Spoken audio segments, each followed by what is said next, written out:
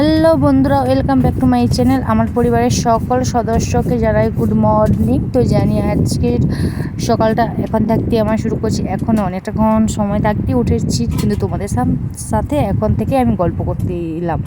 তো সকাল সকাল ঘুম থেকে উঠে যে চলে এলাম বিচে কলা গাছ নিয়ে। একটা দেখো ছোট্ট একটা চারা বিচে কলা গাছ নিয়ে থেতা করছি, কারণ আমার যে শরীরটা হচ্ছে কয়েকদিন হচ্ছে প্রচুর গরম হয়ে গেছে। তো তার জন্য কী খাবো ভাবছিলাম। তো ডাব তো আমাদের পাশে নেই, তো কিনতে পাওয়া যায়, কিন্তু আমাদের কাছে কেনা হয়নি, অনেক রেট। তো তার জন্য আমাকে অনেকে বলছে যে বিচে কলা গাছের রস খেলে নাকি প্রচুর ভালো হয়, আর শরীর প্রচুর ঠান্ডায় হয়, শরীরের পক্ষে ভালো। যে বিচে কলার যে রস, যে কষা নিয়ে একটা ভাব থাকে, খালি পেটের মধ্যে খেলে নাকি খুব ভালো।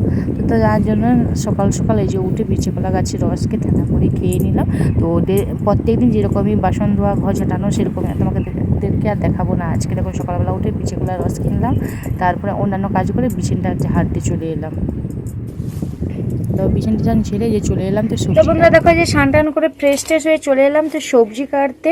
তো যেহেতু রান্না করতে হবে, তো তার জন্য এই যে কালকে যে ডাঁটা কিনে এনেছিলাম, তো এই যে ডাঁটা, তো ডাঁটা দিয়ে আলু দিয়ে টমেটো দিয়ে মাছ দিয়ে ঝোল হবে। পোনা মাছ আছে, পোনা মাছের ঝোল হবে।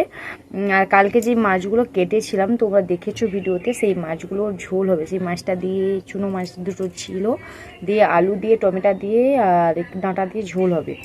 আর এই যে কলমি শাক হবে ভাজা। এটাই হবে আমাদের আজকে দুপুরের লাঞ্চ মেনু। আর কিছুই রান্না করব না, যেহেতু এতটাই গরম পড়েছে।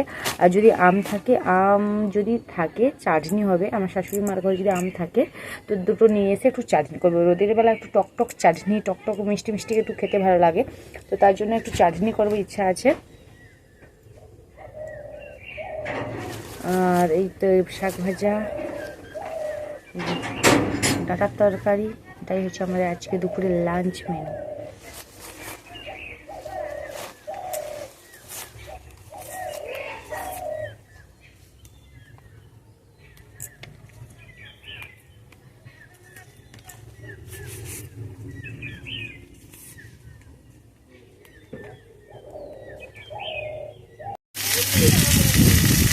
দেখো রাঁধতে চলে এলাম, তো রান্না করছি। এপাশে হচ্ছে কলমি শাক ভাজা, ওই তো ভাত হয়ে গেছে।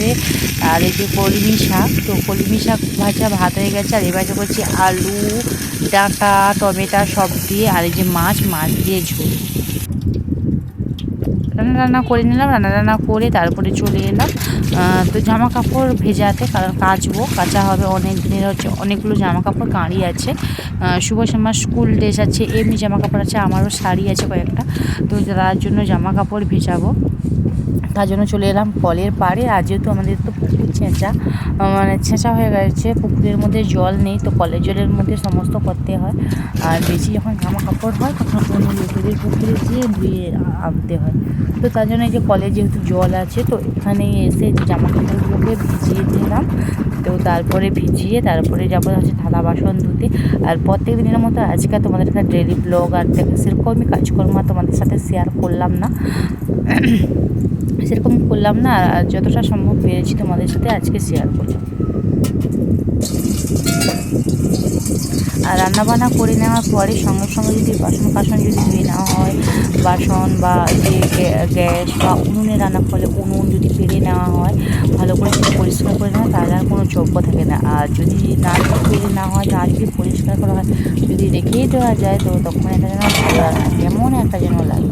তার জন্য আমার রান্নাও শেষ, আমার বাসনপত্র ধোয়া মোছা শেষ, আর গ্যাস ওভেন সবটাই মুছে আমি পরিষ্কার করে রাখি, পুরো রাখি।